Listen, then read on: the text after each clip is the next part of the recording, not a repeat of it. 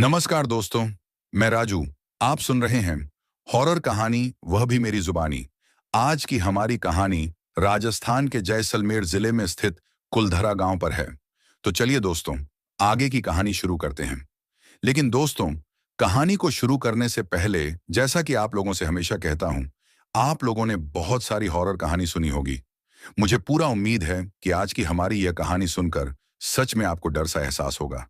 बस आपसे मेरी यह गुजारिश है कि इस कहानी को आप पूरा सुनेंगे तो सच में बहुत ज्यादा मजा आने वाला है। साथ ही अगर आप पहली बार इस चैनल पर आए हैं तो चैनल को सब्सक्राइब कर लीजिए। ऐसा करने से हमारे और आपकी नजदीकियां बढ़ जाएंगी और आगे आने वाली वीडियो आप तक आसानी से पहुंच जाएंगी। ज्यादा समय न लेते हुए जल्दी से शुरू करते हैं। यह कहानी, मेरा नाम राजू है और मैं राजस्थान के जैसलमेर जिले में स्थित कुलधरा गांव रहस्यमय और डरावनी कहानियों के लिए प्रसिद्ध है। यह गांव लगभग 300 साल पहले एक समृद्ध और जीवंत गांव था। यहाँ पालीवाल ब्राह्मणों का निवास स्थल था, जो अपनी बुद्धिमत्ता और कुशल कृषि के लिए जाने जाते थे। लेकिन आज यह गांव खंडहर बन चुका है और इसे एक भूतिया स्थान माना जाता है।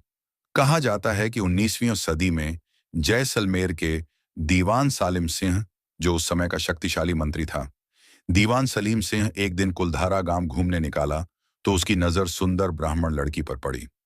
सालिम सिंह ने उस लड़की से विवाह करने की जिद ठान ली।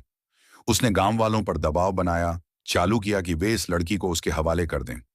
अगर उन्होंने ऐसा नहीं किया, पूरे गांव वाले पर भारी कर चुकाना पड़ जाएगा और उन्हें परेशान करने की धमकी दी। सभी ब्राह्मण डर गए और पालीवाल ब्राह्मणों के लिए यह उनकी इज्जत और स्वाभिमान का सवाल था। उन्होंने दीवान के अत्याचार और उसकी मांग को स्वीकार करने के बजाय एक बड़ा निर्णय लिया। एक ही रात में पूरे कुलधरा गांव के लोग अपने घरों को छोड़कर कहीं और चले गए। आश्चर्य की बात यह है कि इस गांव के साथ साथ आसपास के 84 गांवों के लोग भी वहां से गायब हो गए। गांव छोड़ने से पहले उन्होंने अपने घरों और इस स्थान को श्राप दिया कि यहां कभी कोई नहीं बस नहीं सकेगा।